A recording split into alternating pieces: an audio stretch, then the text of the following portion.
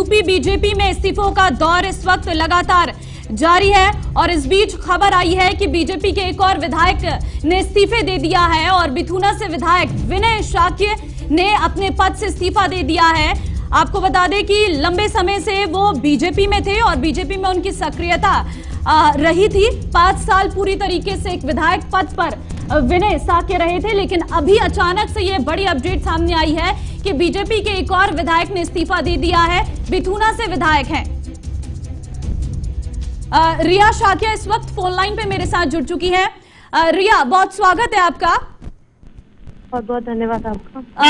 आपकी तरफ से सोशल मीडिया में जानकारी दी गई है कि अभी आप बीजेपी में ही रहेंगी, लेकिन अगर हम देखें तो हमारे सूत्र ये बता रहे हैं कि आप भी पार्टी छोड़ सकती हैं।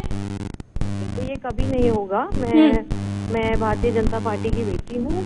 मैं इसी पार्टी में ही रहूंगी और अगर पार्टी ने मेरा कोई ऐसा वो नहीं है कि मैं पार्टी में एक कार्यकर्ता के रूप से काम कर रही हूँ और मैं हमेशा ही इस पार्टी के साथ काम करती रहूंगी। लेकिन पिताजी का अचानक से बीजेपी को छोड़ना, इस्तीफा देना क्या माने?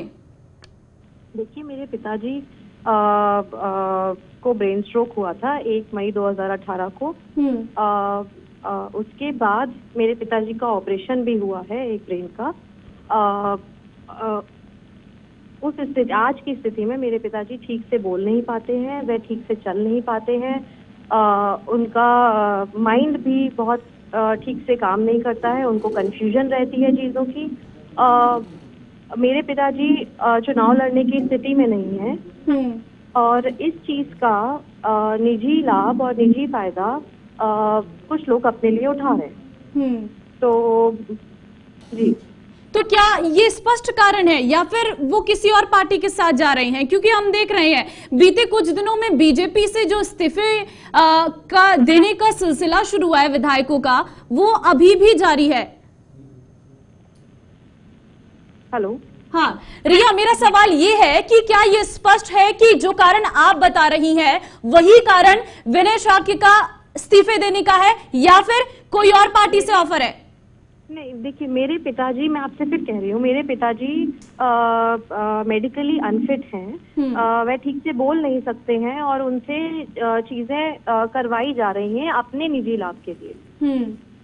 जी, कौन किस पर आप ये सीधे आरोप लगाना चाह रहे हैं? कौन ऐसा है जो अपने निजी लाभ के लिए आप बता रही हैं कि उनसे काम करवाना जा रही हैं? क्या पार्टी के अंदर ही ये चीजें हैं या फिर कोई पार्टी से बाहरी व्यक्ति है? नहीं, ये अपने कुछ लोग हैं जो अपने निजी फायदे के लिए मेरे पिताजी का फेस इस्तेमाल करके अपने फायदे के लिए चीजें कर रहे हैं। स्पष्टीकरण क्या आप स्पष्ट करेंगी? आपका इस बात से क्या मतलब है? क्योंकि हम देख रहे हैं जिस तरीके से बीजेपी से लोग टूट रहे हैं, कहीं ना कहीं क्या पार्टी के अंदर ही कुछ दिक्कतें हैं विधायकों को? हेलो, हाँ रिया, मेरी आवाज मिल पा रही है?